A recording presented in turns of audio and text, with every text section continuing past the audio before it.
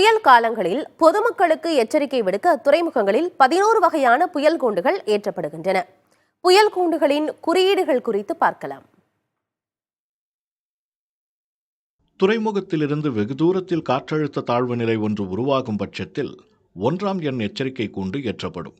2ஆம் எண் எச்சரிக்கை கூண்டு ஏற்றப்பட்டால் துறைமுகத்திலிருந்து குறிப்பிட்ட தூரத்தில் புயல் உருவாகி மையம் கொண்டிருக்கிறது என்றும், துறைமுகத்திலிருந்து வெளியேறும் கப்பல்கள் மிகுந்த கவனத்தோடு இருக்க வேண்டும் என்றும் அர்த்தமாகும். துறைமுக பகுதியில் மோசமான வானிலை நிலவுவதோடு காற்றின் வேகம் அதிகரிக்கும் போது 3ஆம் எண் எச்சரிக்கை கூண்டு ஏற்றப்படும்.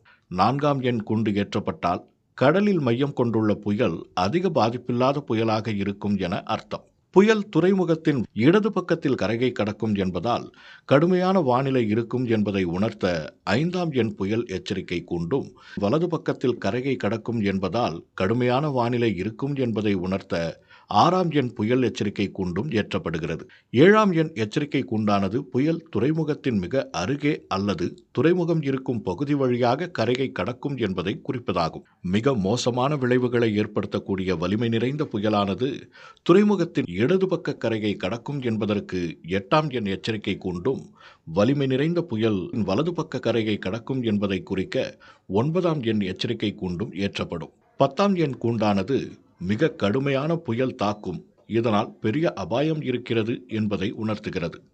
11ஆம் எண் எச்சரிக்கை கூண்டானது புயல் எச்சரிக்கை மையத்துடனான தொடர்பு துண்டிக்கப்பட்டுள்ளது என்பதை குறிப்பதற்காக ஏற்றப்படும்.